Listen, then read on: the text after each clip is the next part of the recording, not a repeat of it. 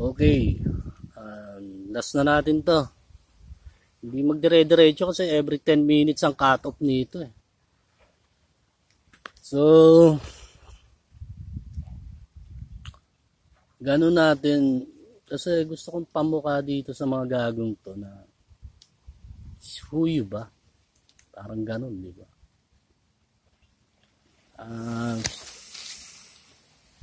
Para kasi ang labas nito, napakalaki ng nagawa nila sa Cavite. Parang lumalabas nito itong mga gagong to.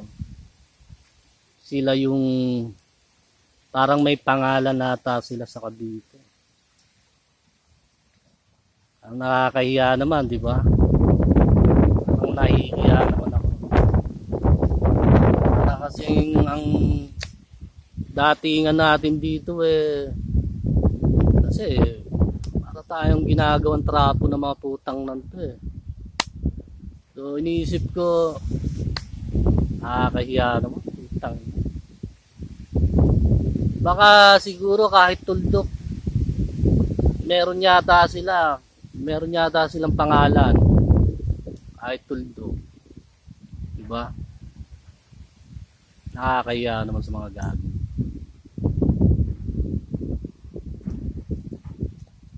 At yun ang gusto kong ipamukha sa kanila.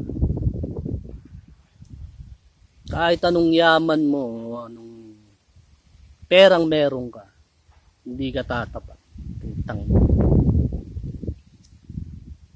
At naririnig ko, ayun na naman, si Rodrigo na naman, si Duterte na naman, awit. Si Rodrigo na naman daw ang gumagamay dito sa mga tao dito.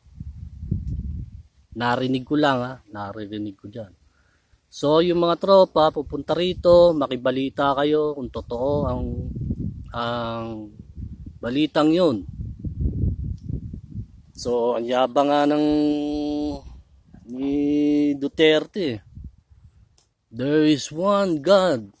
Tapos nilait-lait niya pa si Jesus. Kung akong Diyos, bababa ako sa krus. Lightning. Diba? Ganun yung sinabi ni Kupal. Lightning daw eh. Diba? Ulo, wala palang alam sa Biblia. Ang galing magsalita eh. So natatakot ba kayo doon? Kay retarded? Tatakot ba kayo? Sa retarded? Hindi dapat katakutan. Unang-una sa lahat, sabihin nyo agad sa matataas na pulong, katulad ng mga masonry, Illuminati, lahat ng kapangyarihang binigay doon, nanggaling sa Diyos. Tandaan nyo yun. Yun ang tatandaan nyo lagi. Lahat ng matataas na may kapangyarihan sa taas. Ang lahat ng nagawang yun, nandahil sa Diyos. Lahat ng impluwensya nila galing sa Diyos. Sa salitang Diyos, nakapagbuo sila ng malalaking impluwensya at grupo sa buong mundo. Totoo hindi? Ngayon anong kailangan mong katakutan? Diba? Nasa atin ang katotohanan. Ngayon ang katotohanan na yon, sabihin nyo dun sa matataas na pulong. Sa matataas na makapangyarihan o sa Katoliko, sa Italy o saan. Sa mga masonry, sa mga Illuminati, sabihin nyo. Magkakaroon ng mga division doon. Napanood nyo ba yung nilagay kong The Great Reset? There will be happening na magkakaroon ng Great Reset. Alam niyo ba yung reset? Pagbabago. Malaking pagbabago. Doon yun sa Amerika. So ano bang nagawa ni John Salgado? Ano ang nagawa ko sa buong mundo? Sino ka bang basura kang putang ina? Di ba? Sino ka ba dito?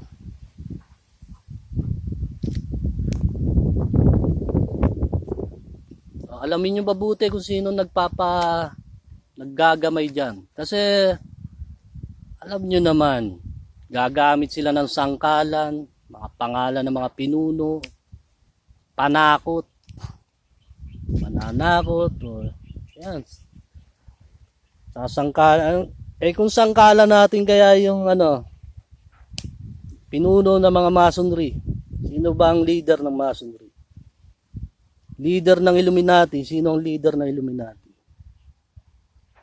Sino nagpapatakbo sa buong mundo? Magkaalam ka naman. Sinong humahawak sa mga NBI, sa mga malalaking, sa mga generals, sa mga CIA, sinong humahawak? Napakalaki ng nalalaman ng masonry at Illuminati. Sa Israel, hindi ko alam kung doon ang nagsimula ang mga masonry sa Israel. So, anong kinatatakutan nyo? Anong katatakutan nyo? Kukuha tayo ng backer sa taas, ibigay nyo yung aral, ibigay nyo yung script natin, ibigay mo yung mga tokis-tokis natin, boka-boka, ibigay nyo doon. O, sila nang bahala ron. Ngayon, pag narinig nila yon at nalaman nila yon, magkakadibisyon doon. At pagka na-division na yung atin, yun yung atin. Walang tatayo sa katotohanan. O kumbaga, walang makakahadlang. Walang titibag doon. Tayo ang titibag, hindi sila. Tandaan nyo, sinabi ko. Kung paano nyo nakikita, nagiging siraulo, hindi ko alam kung kailangan na ng doktor sa Cavite, dito sa Bagtas. Kung paano nyo nakikita, na nababali yung mga yan. Yun ang pinatutunayan natin. Yun ang ebidensya natin. So, may dapat ba kayong takatakutan? Siguro sila yung nanginginig na ngayon. Kasi alam ko sa Amerika na nagkakaroon na ng malaking pagbabago. Kahit sa Japan, karating na rin sa Japan. Italy. So, hindi yun ganun kadali, pero sabihin ko sa inyo, isang mabilis, isang kidlat, isang mabilis. So, gaano kalaki ang alam nyo sa sinabi ko? Kasi ang alam nyo lang yung yung Dear Ate Charo, Ate Mel, diba? Yun lang ang mga alam nyo. So dahil sa tatanga-tanga kayo, wala kayong alam sa Biblia, wala kayong alam sa impluensya, tinanga kayo ng mga piling leader, piling may kapamahalaan, piling may pamamahala. Totoo ba yung sinabi ko? Tulad ng sinabi ko, sabihin nyo sa mataas na kapulungan. Ang sinabi natin dito. Sabihin nyo sa Masonry, sa Illuminati, sino yung mga kalaban natin. Sila na rin ang gagawa para sa atin. Sabi ko nga sa inyo, kung paano ko ginamay, mula Pala-Pala, iniikot ko yan, Binakayan, hanggang Amadeo, hanggang Bagtas. Sa sementeryo pa ako natutulog noon. Wala pa pala. May bike na pala ako noon doon sa San Juan. So, paano ko ginamay lahat yan? Paano ako nagbenta, hindi naman nagbenta, wala naman akong pinabig. Paano ako ganun. Makikita nyo lahat. Okay, next time na lang ulit at patapos na. Bye-bye.